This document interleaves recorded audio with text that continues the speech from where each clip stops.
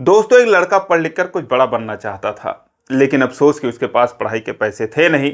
फिर भी वो एक कॉलेज में एडमिशन ले लेता है और ये सोचता है कि कहीं पार्ट टाइम जॉब कर लूँगा तो मेरे खर्चे निकल आएंगे। और यही सोचकर वो महाराष्ट्र के एक ज़िले से मुंबई पहुंचता है सीए की तैयारी करने के लिए। लेकिन वहाँ पर वो एडमिशन तो ले लेता है, उसे मन का जॉब नहीं मिलता है। इधर उधर बहुत परेशान होता है और एक दिन उसे लग रहा था कि अब पढ़ाई छोड़कर उसे गांव वापस जाना पड़ेगा। यही सब सोचकर वो पार्क में बैठा अपनी किस्मत पर रो रहा था। तभी उसके पास एक खूबसूरत महिला आती है जिसकी उम्र करीब 50 साल की होती है। वो उससे कहती है कि क्या तुम मेरे घर में नौकरी करोगे। लड़का उसे देखता है, कुछ सोचता है, लेकिन अब वो भी मजबूर था। वो कहता है कि क्या काम करना है। वो कहती है कि काम करने वाले काम के बारे में नहीं पूछते, बस उन्हें पैसों से मतलब होता है। लड़का मजबूर था, कहता है कि ठीक है। बिना सोचे समझे वो हाँ कर देता है। और उसके बाद एक दिन जब उस महिला के घर जाता है तो दोस्तों उसके साथ फिर कुछ ऐसा होता है कि एक बहुत ही इंटरेस्टिंग कहानी है। आइए जानते हैं पूरी कहानी इस वीडियो में।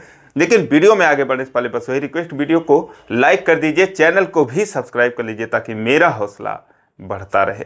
दोस्तों, ये कहानी है महाराष्ट्र के जालना जिले की। एक लड़का जिसका नाम सुधीर होता है, वो अपने दोस्तों के साथ सीए की पढ़ाई करने के लिए जालना जिले से मुंबई पहुंच जाता है। अब उसके जो दोस्त थे उनके पास पैसों की कमी थी नहीं, लेकिन जो सुधीर था वो गरीब था। माता पिता ने कहा था कि हमने तुम्हें बीकॉम तक पढ़ा दिया, अब तुम चाहो तो कहीं नौकरी कर लो, वरना अगर तुम्हें आगे की पढ़ाई करनी है तो अपने दम पर करो, हम तुम्हें नहीं पढ़ा सकते। क्योंकि उसकी फैमिली बहुत गरीब होती है, उनकी भी मजबूरी थी। तो इसीलिए जो सुधीर था वो अपने दोस्तों के साथ मुंबई चला जाता है। ये सोचता है कि चलो कहीं भी कोई काम कर लूँगा, मेरे पढ़ाई के खर्चे निकल आएंगे। अब दोस्तों वहाँ पर जाता हुआ एडमिशन तो ले लेता है कोचिंग में, लेकिन जिस टाइप का वो जॉब ढूंढ रहा था उसे वो मिलता नहीं है। कहीं पर फुल टाइम जॉब मिल रहा था, कहीं पर 2-4 घंटे की अगर जॉब मिल भी रही थी तो उसमें इतने कम पैसे मिल रहे थे कि जिसका कोई हिसाब नहीं था। इसीलिए दोस्तों वो जो है कुछ दिन इधर उधर नौकरी के चक्कर में भटकता है, इधर अपनी पढ़ाई भी करता है, बहुत परेशान हो जाता है। जब 5-6 महीने बीत जाते हैं, हर तरह से वो परेशान हो जाता है। राशन वाले का उधार, फ़ोन में रिचार्ज नहीं और कमरे का किराया भी बाकी। तो इसीलिए वो बहुत परेशान हो जाता है। एक दिन एक पार्क में बेंच पर बैठा था और यही सब सोचकर वो रोने लगता है कि मैं क्या सोच कर आया था और मेरे साथ क्या हो रहा है। कहीं ऐसा तो नहीं मुझे घर जाना पड़े या फिर पढ़ाई लिखाई छोड़कर यहीं पर कोई दूसरा काम करना पड़े जो कि 10-12 हज़ार 15 हज़ार रुपये की नौकरी करना पड़े। लेकिन दोस्तों यही सब सोचते सोचते वो रोने लगता है, हालात से मजबूर हो जाता है। और उसी के कुछ दूरी पर कुछ महिलाएं थीं जिनकी उम्र 40 से 50 साल की उम्र की थी। वो जो है वहाँ पर एक पार्टी करती हैं जो कि महिलाएं आपस में कर रही थीं। तो जब उनकी पार्टी ख़त्म हो जाती है तो वहाँ से वो महिलाएं उठकर अपने अपने घरों को जाने लगती हैं। और तभी एक महिला जिसका नाम निर्मला होता है वो उसके बगल से गुजरती है तो उसके कानों में सुधीर के रोने की आवाज़ आती है। वो सिसक सिसक कर रो रहा था, अपना सिर पूरी तरीके से झुकाए हुए था। वो नहीं देखता उसके अगल बगल कौन आ जा रहा है, बस वो तो बस रोए जा रहा था। जब निर्मला के कानों में इसकी आवाज़ पड़ती है तो वो ठिठक जाती हैं और उसके बाद उसके पास जाती हैं और उसके कंधे पर हाथ रखकर पूछती हैं कि क्या हुआ, आखिर तुम क्यों रो रहे हो। जैसे वो सुनता है चौंक कर निर्मला को देखने लगता है, आंसू अपने पोंछता है। सुधीर कहता है कि नहीं ऐसी कोई बात नहीं है। लेकिन वो देखती हैं कि ये काम करने वाला भी लड़का लग नहीं रहा है और ये क्यों रो रहा है, देखने में अच्छा खासा है, हैंडसम सा, स्मार्ट सा था। वो पूछती है क्या बात है, कि तुम बताओ, अपनी परेशानी बताओ, क्या पता मैं तुम्हारी कुछ मदद ही कर दूं। तो वो अपनी पूरी कहानी बताता है कि मैं ऐसे से पढ़ाई करने के लिए आया था, लेकिन अब मैं इतना मजबूर हो चुका हूँ कि लगता है कि मुझे अब गांव वापस जाना पड़ेगा। अब इतने में जो निर्मला थी वो कहती हैं कि ठीक है, अगर तुम नौकरी ढूंढ रहे हो तो क्या तुम हमारे जैसी महिलाओं के घर में नौकरी कर सकते हो। तो वो सोच में पड़ जाता है और चेहरा देखने लगता है निर्मला का। तो वो कहती है कि घबराओ नहीं, तुम्हारे पढ़ाई में जितने पैसे लगने हैं वो तुम्हें पैसा मिल जाएगा। ज़्यादा मेहनत का काम नहीं है, बस 1-2 घंटे का काम है और वो तुम्हें करना पड़ेगा। दोस्तों जो सुधीर था वो हालात से मजबूर था ही, वो जो है हाँ कर देता है। उसके बाद निर्मला मुस्कुराती है और अपने पर्स से 2000 रुपये सुधीर को देते हुए कहती हैं कि ये लो, और इससे जो है अभी तुम्हारी जो तत्काल की परेशानी है उसे हल करो, और उसके बाद ये मेरा नंबर ले लो, और जैसे ही तुम्हारा मन बने काम पर आने के लिए तो मुझे फ़ोन कर देना। अब उसके बाद वो चली जाती हैं, लेकिन सुधीर का 2000 रुपये से कुछ होने वाला था नहीं। उसे तत्काल में कम से कम 15-20 हज़ार रुपये चाहिए थे अपनी हालत कुछ सुधारने के लिए। तो वो जो है अपने कमरे पर जाता है, कभी वो फ़ोन नंबर देखता है, कभी वो पैसे देखता है, कभी उस महिला का चेहरा देखता है, सोचता है कि पता नहीं क्या होगा, कौन सा काम होगा। फिर वो फ़ोन करता है और कहता है कि काम पर कब से आना है। निर्मला उधर से कहती है ठीक है और तुम अभी आ जाओ, और उसके बाद उसे एक एड्रेस बताती हैं, कहती है इस एड्रेस पर पहुंच जाओ। और उसके बाद जब सुधीर जाता है तो एक बहुत ही अच्छा आलीशान सा वो घर होता है। जैसे उस घर की कुंडी को नॉक करता है, कुछ देर बाद दरवाज़ा खुलता है तो एक अलग ही महिला जिसका नाम कोमल होता है वो दरवाज़ा खोलती है। कोमल की उम्र करीब 40 साल की होती है। जैसे वो दरवाज़ा खोलती हैं उसको अंदर बुलाती हैं और वो कहता है कि मुझे किसी ने भेजा है। वो बोलती हाँ मुझे पता है, आप अंदर आ जाओ। वो अंदर जाता है, उसके बाद सोफे पर बैठने का इशारा करती हैं, कहती हैं बताइए आप क्या लेंगे, कुछ चाय पानी। तो बोलता है नहीं कुछ नहीं, बस जिस काम के लिए मुझे किसी काम के लिए बुलाया गया था, तो काम बताइए क्या काम करना है। तो कोमल कहती है कि काम भी बता दिया जाएगा, लेकिन आप पहले कुछ खा पी लो। कहता नहीं फिलहाल मुझे प्यास नहीं है, भूख भी नहीं है, मुझे कुछ खाना पीना नहीं है। अब वो असमंजस में था कि वो महिला तो यहाँ पर है नहीं, ये कोई दूसरी महिला है। उसके बाद कुछ देर वो बैठा रहा, तभी एक बूढ़ी औरत भी घर में से निकलती है और उसके बाद एक और कमरे से एक लड़की जिसकी उम्र करीब 25-26 साल की होती है, उस लड़की का नाम निशा होता है, वो भी निकलती है। उसके बाद जो कोमल थी उसके पास जाती है, खुसर फुसर करने लगती हैं और दोनों जो है ध्यान से इसको देखती हैं। ये जो है उनकी बातों को समझने का प्रयास करता है कि क्या होने वाला है। फिर वो कहती हैं कि ठीक है, और तुम्हें जो है कोई ख़ास काम नहीं करना है। ये समझ लो इस घर में हम सिर्फ 3 ही लोग हैं, एक ये है मेरी सास है, एक मैं हूँ और एक ये मेरी ननद है और इसका नाम निशा है। तो तुम्हें काम करना है कि हम इस घर से बाहर जा नहीं सकते, क्योंकि बाहर जाने पर हमारे जान का खतरा है। इसीलिए तुम जो है हमारी जितनी भी ज़रूरतें हैं वो सारी तुम पूरी करोगे। जितना भी सामान हमको लगने वाला है, खाने पीने कपड़े तक का हर एक चीज़, वो तुम बाहर से मार्केट से खरीद कर ला सकते हो क्या। इसके लिए तुम्हें हम पैसा देंगे और जो तुम्हारा मेहनताना है वो देंगे। अब वो सोच में पड़ जाता है। वो कहता है क्यों, आप लोगों के साथ और कोई नहीं है। तो कहती है कि नहीं, देखो मैं जो हूँ विधवा हूँ, मेरे ससुर भी नहीं है, ये मेरी सास हैं, और मेरी ननद जो है उसकी अभी शादी नहीं हुई है। तो हम घर से बाहर जाते ही नहीं हैं, हमारे जान को खतरा है। अब सुधीर जो है चौंक जाता है, पूछता है आखिर किससे खतरा है, क्या बात कर रही हैं आप। तो कहती कोई बात नहीं, आप भी समझ जाएंगे। लेकिन फिलहाल वो एक लिस्ट बनाकर देती है, कहती है कि अगर आपको काम करना है तो जाइए सामान लेकर मार्केट से आ जाइए। और उसमें बहुत सारे सामान थे। जैसे वो घर से निकलता है और उसके बाद यही सोच रहा था कि ये कौन सा काम है यार, और क्यों नहीं ये बाहर जाएंगे। तैसे ही 4 लोग आकर उसका रास्ता रोक लेते हैं और उसके बाद कहते हैं हाँ भाई कहाँ जा रहा है। वो बोलता है भाई सामान लेने जा रहा हूँ।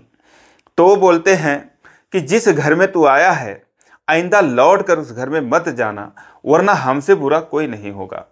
वो बोलता है भाई क्यों आप ऐसी बात कर रहे हैं, मैं तो बस नौकरी करने आया हूँ और आपकी मेरे से क्या दुश्मनी है।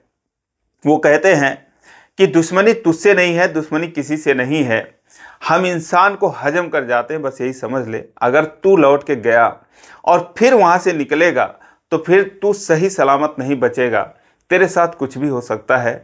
इसीलिए तू बस इतना समझ कि तुझे उस घर में वापस नहीं जाना है। अब वो दोस्तों कहता है ठीक है भाई साहब मैं नहीं जाऊँगा। उसके बाद वो लोग चले जाते हैं, कहते हैं कि ध्यान रखना जाना मत। वो आगे चला जाता है। अब वो सोचता है कि क्या करूं, जो उसे पैसे मिले थे, सामान मिले थे, वो जो है सोचता है मैं जाऊं कि ना जाऊं, ये सामान लूं या ना लूं। फिर वो जो है कोमल को फ़ोन करता है, कहता है कि ऐसी ऐसी बात है और कुछ लोग ऐसे मिले थे, ऐसा कह रहे हैं, तो फिर मेरे समझ में नहीं आ रहा मैं क्या करूं। अब कोमल जब उसकी बात सुनती है तो रोने लगती है, कहती है ठीक है भैया, जैसी आपकी मर्जी आप वैसा करें, और सबको अपनी जान प्यारी है, हमारा क्या है और कौन किसी का इस दुनिया में है, कोई बात नहीं, तुम अगर जाना चाहो तो जा सकते हो। अब सुधीर कहता है लेकिन बात क्या है, कुछ बात अब बताइए आप लोग, क्या आखिर परेशानी है। तो कोमल जो है वैसे ही रोती है, कहती है कि बात कुछ नहीं है, बस यही है कि वो लोग मेरा जो ये हमारा मकान है इसे हड़पना चाहते हैं। भू माफिया हैं, गुंडे हैं, बदमाश हैं, उनका कोई कुछ कर नहीं सकता। और जैसे ही मेरे पति की मौत हुई, मेरे ससुर की मौत हुई, दोनों एक ही दिन जो है दोनों लोगों की मौत हो जाती है। और उसके बाद जो है ये लोग ये सोचते हैं कि हम लोगों को यहाँ से डरा धमका कर किसी तरीके से भगा दें और इनका मकान जो है 10-20 लाख रुपए देकर हड़प लें, अपने नाम करवा लें। इसीलिए ये जो है धमकी देते हैं। और ऐसे ही कमज़ोर लोगों को ये लोग धमकी देते हैं जिनका कोई नहीं होता। तो यही बात है और कोई बात नहीं है। कोई बात नहीं, अगर तुम नहीं आना चाहो तो मत आओ। अब दोस्तों सुधीर सोचता है कि यार ऐसा भी होता है इस दुनिया में कि इस तरीके से लोग लोगों को परेशान करते हैं। अब कुछ भी हो, एक बार तो मैं उस घर में जाऊंगा ही जाऊंगा। अब वो सामान लेता है और उसके बाद धीरे धीरे करके इधर उधर करके वो चला जाता है उस घर में, फिर वापस चला जाता है। और जैसे उसको ये लोग देखती हैं खुश हो जाती हैं कि चलो कम से कम ये आ गया। और वो भी जाते हुए डर रहा था कि कहीं वो लोग फिर रास्ते में ना मिल जाए, लेकिन शायद उन लोगों को ये अंदाज़ा नहीं था कि वो लौट कर आएगा, इसीलिए शायद वो नहीं आए होंगे। वहाँ पर जाता है तो फिर कहता है कि मैं तो आ गया लेकिन मुझे बहुत डर लग रहा था। तो पूछता है कि आखिर आपके लोगों के साथ क्या हुआ था, आपके जो पति थे और जो आपके ससुर थे, कैसे उनकी मौत हुई।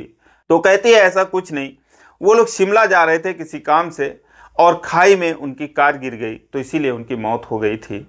और जैसे ही उनकी मौत हुई तो ये लोग हमारे पीछे पड़ गए। अब दोस्तों बातों ही बातों में जो है अब रात हो जाती है। अब वो कहता है कि मुझे जाना है तो मैं जाऊं कैसे। कोमल कहती है कि अगर तुम रुकना चाहो तो यहीं रुक जाओ, जब सुबह होगी तब चले जाना। लेकिन उसे सुबह का भी अंजाम पता था कि अगर वो जाएगा तो उसके साथ क्या हो सकता है। फिलहाल वो कहता है कि कहीं वो लोग अगर घर में आ गए मुझे ढूंढते ढूंढते तो क्या होगा। तो वो कहती है आप इतना क्यों डर रहे हो, हम तो रोज़ इसी डर में जीते हैं। लेकिन फ़िलहाल हमने अपने पैसों से सीसीटीवी वगैरह लगवा रखे हैं, उन लोगों को पता है, इसीलिए वो मेरे घर तक तो नहीं आते, लेकिन हम घर के बाहर जाते भी नहीं हैं कभी, और इसी डर से नहीं जाते हैं। वो कहता है कि पुलिस वगैरह में कंप्लेन करना चाहिए। तो वो कहती हैं कि हम पुलिस में क्या जाएं, हमारे घर के पहले ही 2 लोगों की मौत हो चुकी है, हम तीनों अकेले हैं। और जो मेरे बच्चे हैं दोस्तों, जो कोमल थी उसके 2 बच्चे भी होते हैं, वो किसी रिश्तेदार के यहाँ उसने भेज रखा था। कहती है कि यहाँ तक भी डर लगा रहता है कि हमारे जो बच्चे रिश्तेदार में हैं कहीं उनके साथ ये लोग कुछ ना कर दें, इसीलिए जो है हम कभी पुलिस वालों के पास जाते ही नहीं हैं, हमें जो है बहुत डर लगता है। अब दोस्तों सुधीर कुछ देर पहले जान ही चुका था कि डर क्या चीज़ होती है, आसानी से समझ जाता है उनका दुख और दर्द कि हाँ शायद इसी वजह से ये लोग बाहर नहीं गए होंगे, कंप्लेन नहीं किए होंगे। कहता है कितने दिनों से ये चल रहा है। तो लोग कहती हैं 1 साल हो गया, 1 साल से यही सब ये लोग कर रहे हैं। अब दोस्तों रात का खाना बनता है, सारे लोग बैठकर खाना खाते हैं, लेकिन बातें हुई बातों में उसे एक बहुत काम की चीज़ पता चलती है। और ये बात ये थी कि जो लड़की थी, जो निशा थी, वो एक सीए थी, सीए की पढ़ाई वो कर चुकी थी, उसका कंप्लीट हो चुका था। और जैसे उसकी पढ़ाई कंप्लीट हुई थी वैसे ही उसके भाई और पिता की मौत हो गई थी, इसीलिए वो नौकरी वगैरह कर नहीं पाई और घर में डर के मारे उन लोगों की वजह से घर से बाहर भी नहीं निकलती थी, तो घर में ही रहती थी। अब जब निशा सुनती है कि जो सुधीर है वो सीए की पढ़ाई करने के लिए ही आया था मुंबई में जालना ज़िले से, तो वो बहुत खुश होती है। कहती है कि ठीक है, मुझे पता है किस तरीके से पढ़ाई की जाती है, मैंने तो कर रखा है, तो मैं तुम्हारी पूरी मदद करूंगी, तुम्हें जो भी कुछ है मैं तुम्हें बता भी दिया करूंगी।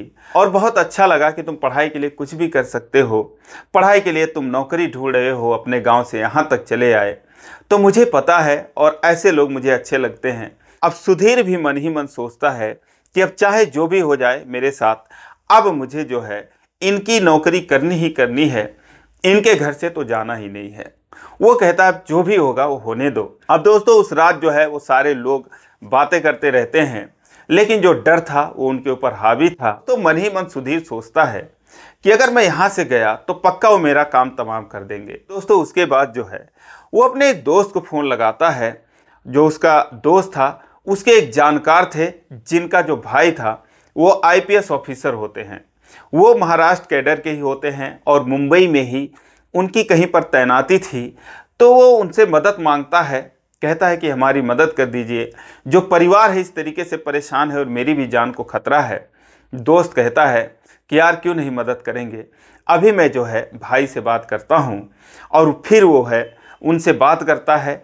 अब दोस्तों जैसे उनकी परेशानी उन ऑफिसर तक पहुँचती है, वो तुरंत एक्शन में आते हैं और उसके बाद वहाँ के संबंधित थाने पर सूचना भिजवाते हैं। और फिर जो है वो पूरा प्लान बनाते हैं कि कैसे कैसे क्या करना है। 2 दिन का समय मांगते हैं और 2 दिन के अंदर अंदर फिर जब पूरी तरीके से प्लानिंग हो जाती है, फिर वो सुधीर से कहते हैं ठीक है तुम घर से बाहर निकलो। जैसे वो घर से बाहर निकलता है तैसे ही दोस्तों ये 5-6 लोग तैयार ही थे उसके लिए।